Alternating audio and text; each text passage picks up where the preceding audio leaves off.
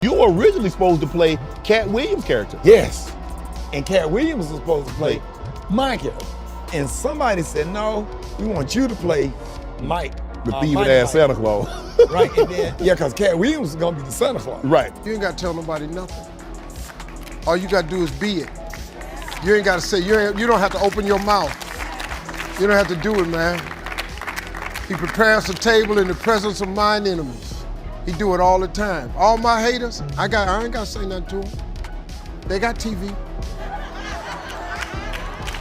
They can cut their TV on 7 days a week. All that hating, he on there.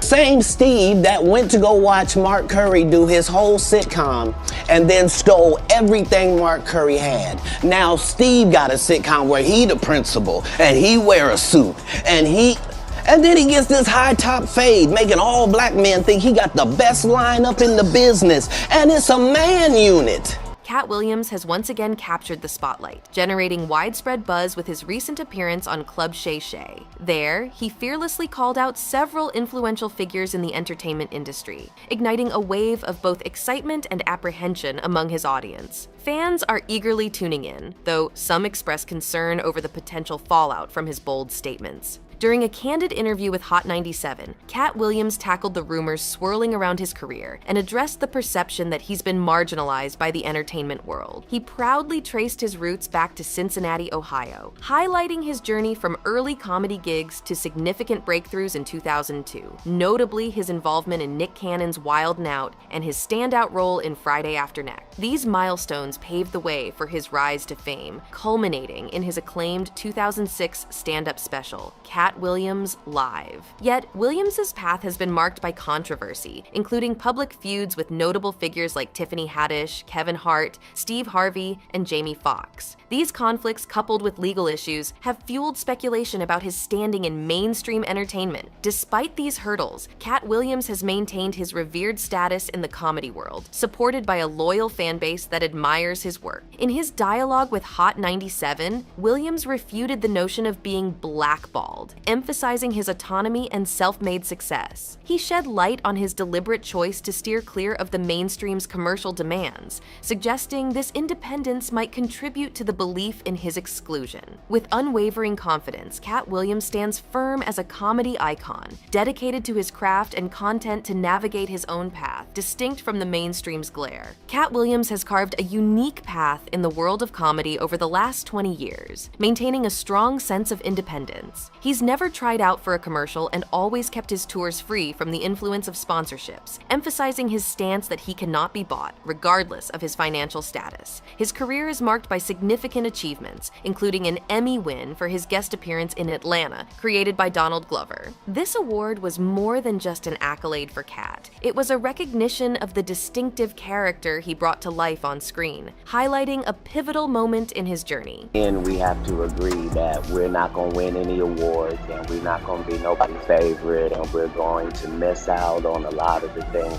they're going to get over there because we're not like them and we don't do what they do. We're not willing to do the things they're willing to do. Therefore, we won't get what they get. And we sign up for that on this side. So anytime there's a breakthrough and we do, it's monumental.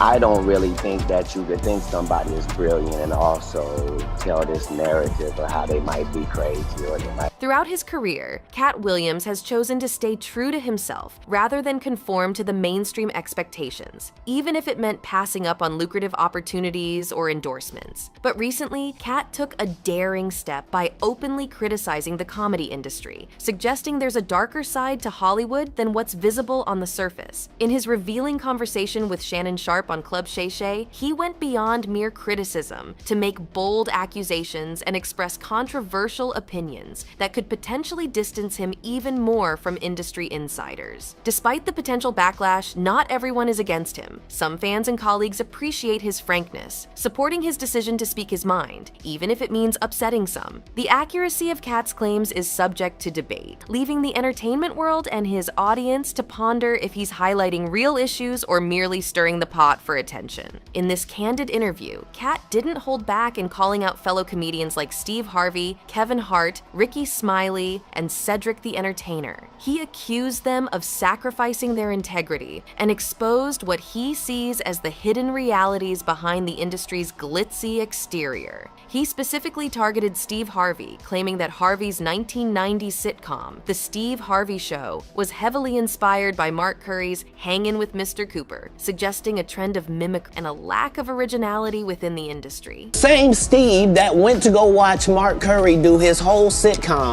and then stole everything Mark Curry had. Now Steve got a sitcom where he the principal and he wear a suit and then he gets this high top fade, making all black men think he got the best lineup in the business, and it's a man unit. Katt Williams didn't pull any punches when he criticized Steve Harvey, suggesting Harvey was essentially copying Mark Curry's television show. Katt humorously depicted Harvey as binge-watching Curry's show like it was Netflix before creating his own series where he starred as a principal, even sporting a trendy high-top fade hairstyle. Katt implied that Harvey's portrayal misleadingly boosted his image, making it seem like he was the most stylish man in the industry. Moreover, Williams questioned Harvey's acting capabilities, suggesting there weren't many roles suited for Harvey, who Katt likened to Mr. Potato Head due to his lack of smoothness and adaptability in the entertainment world. Katt also targeted Kevin Hart, accusing him of being dishonest about his desires to become a movie star. And you asked it, why you not a movie star? I didn't want to be a movie star. This the same nigga that hated on Bernie with this same thing.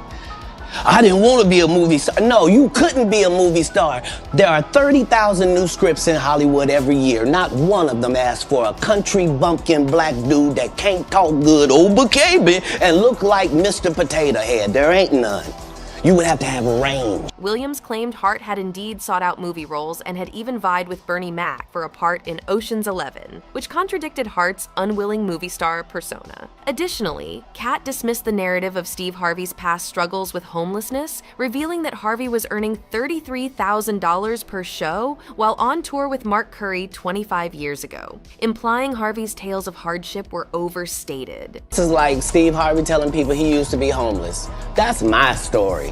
That's not his story. Steve Harvey wasn't never homeless. When Mark Curry was touring with him 25 years ago, he was making $3,000 a show in cash and doing 5 shows a week. They just tell the stories. Thanks to my wife, I'm where I am. You said that about the first wife. You forget that? You told us it was her, then you went and married somebody else that think like a man. Like, what are you talking about? They think they can rewrite history. The internet was abuzz with discussions following Katt's forthright comments and accusations. Steve Harvey chose to respond in a roundabout way to the controversy, while Katt continued to attack. You ain't got to tell nobody nothing. All you got to do is be it. You ain't got to say, you don't have to open your mouth. You don't have to do it, man.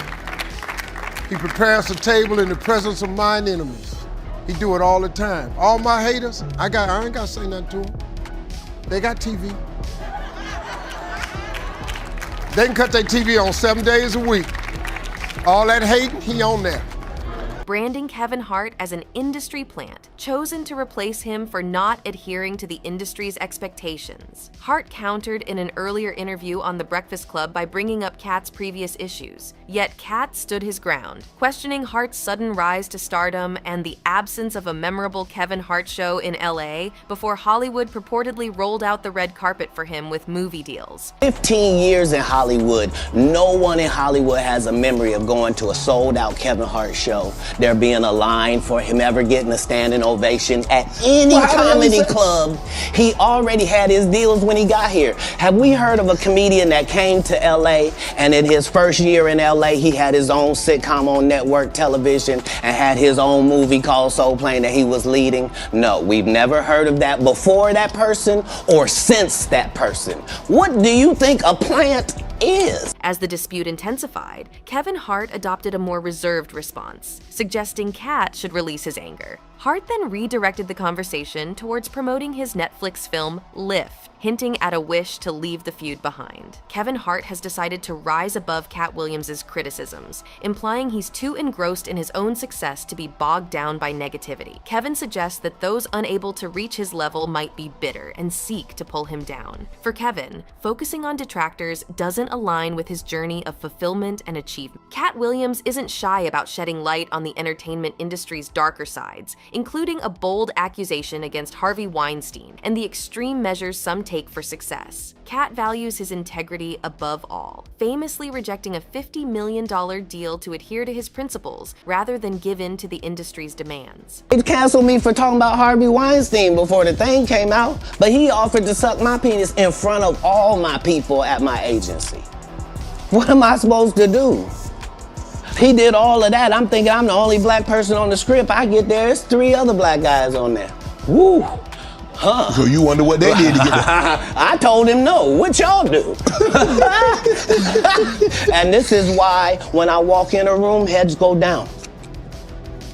Behind my back, I'm nothing. I'm just a regular old comedian that's been. The drama intensified when Katt publicly accused Cedric the Entertainer of joke theft, a claim that surfaced after Cedric appeared to downplay the accusation on Club Shay. Katt contends that the joke about a car transforming into a spaceship, which he performed on Bet's Comic View in 1998, was later used by Cedric, who merely changed the vehicle involved. Katt criticizes Cedric for not being original and even critiques his comedy specials for lacking the caliber to be featured on Netflix. When Cedric the Entertainer starts, he's supposed to be singing, dancing, and telling jokes. That's why he's called the Entertainer. Right. We found out he can't sing, can't dance, and doesn't write jokes.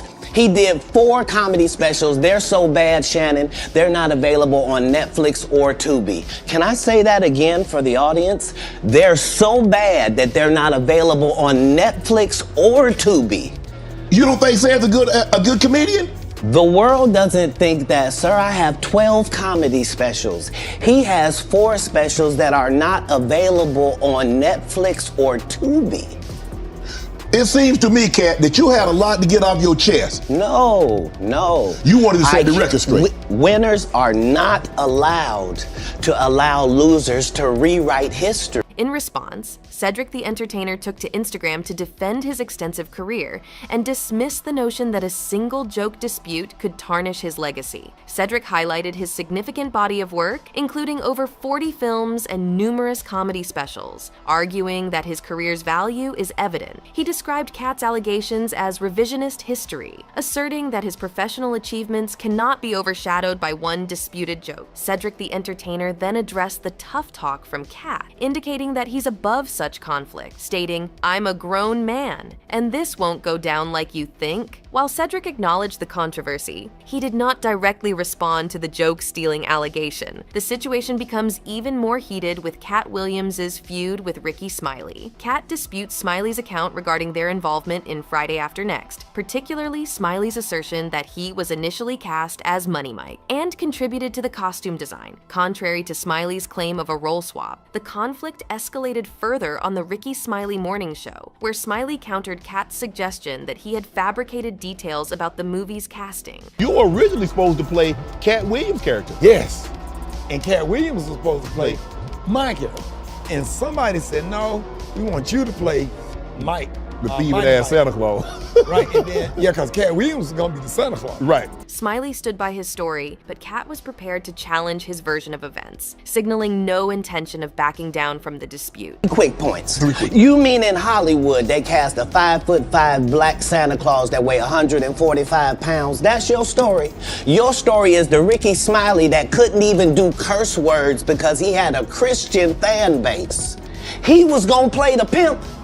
Why you didn't ask him why has he played a woman in more movies than he's played a man? Well, I didn't know he shouldn't be able. You wouldn't let a athlete that been on steroids talk about one of the greats. Who was supposed to play Santa Claus? An outright lie. So that he knows is a lie. So why would he say it? Because he's a liar. Nobody knows why liars lie. Katt Williams boldly critiqued Ricky Smiley's acting abilities, openly questioning Smiley's capacity to convincingly play masculine roles and suggesting that perhaps Smiley would be more believable in roles that required him to wear a dress. This blunt assessment caught Ricky Smiley off guard, especially as he addressed the matter while casually making coffee on Instagram.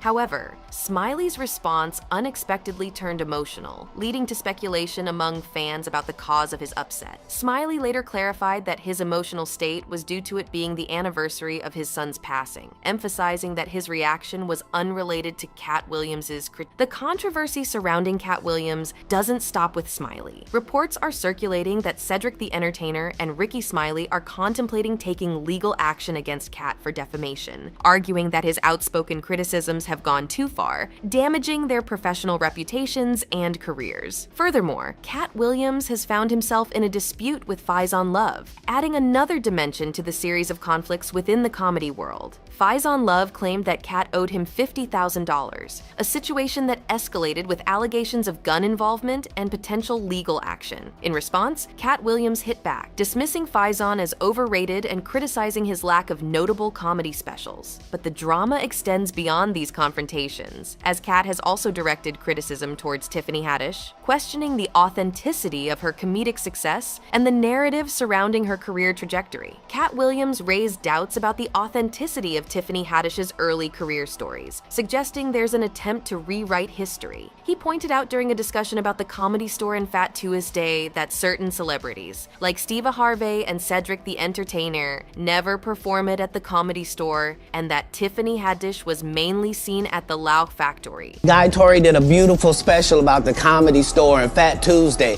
where he said that Steve and Cedric and Kevin Hart and Tiffany Haddish came through there and made... All lies. Steve and Cedric never performed at the Comedy Store at all. Tiffany was only seen at the Laugh Factory. Tiffany Haddish didn't stay quiet upon hearing Katt Williams' comments. She took to an Instagram gossip account to express her annoyance with Katt's portrayal of her journey, humorously questioning if the person making these remarks was really Katt Williams, likening him to Charleston White. Later, at a performance in Florida, Haddish openly listed her accomplishments in comedy. I was on That's So Raven. I was on all this shit. I did extra work. I was on all of the white people TV shows, the black people TV shows. I used to be on Dance 360. I've been out here. I've been telling jokes since 1996. 1996. Challenging Williams' claim about her not being a regular at the Comedy Store. Said, oh, they wouldn't let her perform in the Comedy Store. That's true. They wouldn't let me perform on the white nights in the Comedy Store, but I performed on all the black nights.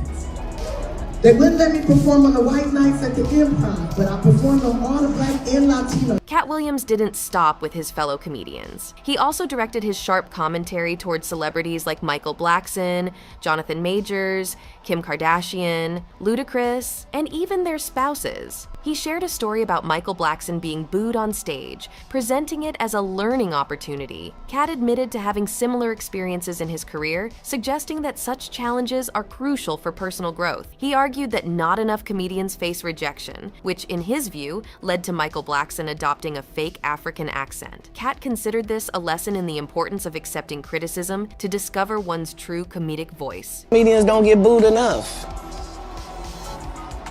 I mean, this is how you end up with a Michael Blackson, who's a real African doing a fake African accent. Okay, Michael Blackson, clearly upset by the comments, responded on Twitter with a mix of confusion and annoyance. He sarcastically noted his African accent, which had been mocked in school and comedy clubs in the US, jokingly adding that even his Philadelphia accent might be considered fake. The only thing real about him was his anatomy. While acknowledging Katt Williams' comedic talent, Blackson suggested that the Katt Williams appearing on podcasts today doesn't match the persona or energy of Katt Williams from 2005. Katt Williams responded to Michael Blackson's frustration by saying he once gave Blackson the best advice of his life, an assertion Blackson strongly disputed. This guy is mad at me. All I did was give him the best advice of his life. Remember, he was wearing dirty dashikis, and I told him he needed to dress to be in the position that he's trying to say that he's in. And if you're the African king of comedy, sir, there's actually comedians in Africa doing comedy. If you gonna say that, you gotta go to Africa and get a school, dude. Everybody got, you gotta put in some work. And these guys, they take my advice, they change their whole persona, and then they hate me for it. Blackson humorously countered, incredulous at Williams' claim, joking that Williams had advised him to build a school shaped like a limousine. He quipped that he only built a free school so kids could critique Williams' comedy at no cost. The conversation then shifted to Jonathan Majors, with Katt Williams sharing his thoughts during an appearance on Club Shay Shay. Williams discussed his own decision to avoid relationships with white women, attributing significant influence to them over black men, including figures like Jonathan Majors. Williams shared stories of white women who boldly claimed they could ruin his life, while commending Jonathan Majors' partner, Meagan Good, for her supportive role through his legal troubles. Additionally, Williams made personal comments about Jonathan Majors, bluntly calling him unattractive in a manner that's typical of Williams' straightforward approach. Chris Tucker wasn't spared from Katt Williams' commentary either. Williams spoke about Tucker's alleged connections to Jeffrey Epstein's notorious island, revealed through court documents criticizing Tucker for his stance against marijuana use and his close friendship with Michael Jackson, who nicknamed Tucker Christmas. Overall, Katt Williams' remarks have ignited a firestorm of controversy, targeting fellow entertainers with a blend of humor, critique, and shocking disclosures. This has left both the audience and those mentioned by Williams in a state of confusion and discussion over the veracity and implications of his bold assertions. Katt Williams continued his outspoken critique, taking aim at celebrities like Kim Kardashian and Ludacris, as well as their spouses, without hesitation. His fearless commentary has stirred significant discussions within the entertainment world,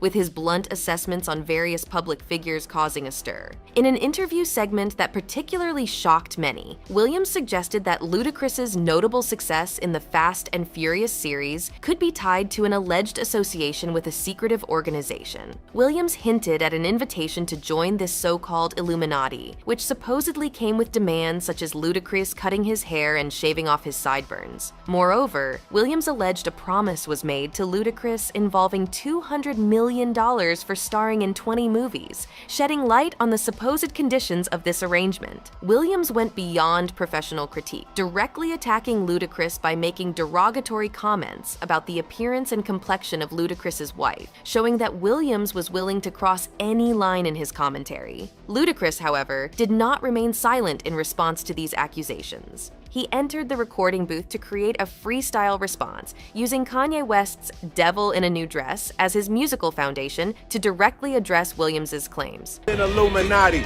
only a Lutinati, and I only left with is when coming from any party. Now I'm married with kids, the evolution of life. Never been a clout chaser, never say shit for likes. R.I.P. John Singleton. You never have to flex when you earn every one of your Fast and Furious checks. Afro with the sideburns, yeah, that's my signature. On the rise, comedians check your temperature. Not stopping there, Williams also featured on the Boogie Nights controversial podcast Collect Call, where he expanded his targets to include Kanye West. Williams analyzed Kanye's controversial behaviors and public antics, attributing them to mental health issues. He also touched on Kanye's relationship with his ex-wife, Kim Kardashian, and her short-lived romance with Pete Davidson, continuing to stir controversy with his bold and unfiltered opinions. However, Williams made it clear that he didn't aim to villainize Kanye or pick sides. His goal was simply to share his honest take on the situation, highlighting his straightforward way of addressing issues, no matter the potential fallout. The interview ignited discussions across various platforms, showcasing Katt Williams' knack for grabbing the spotlight and sparking debate. His fans in particular rallied around him, valuing his courage in exposing what he considers the hidden truths of the entertainment world. One supporter said, "I hang on to every word Katt says. There's a sense of integrity that's been consistent with him over the years, it's crucial we protect and support him,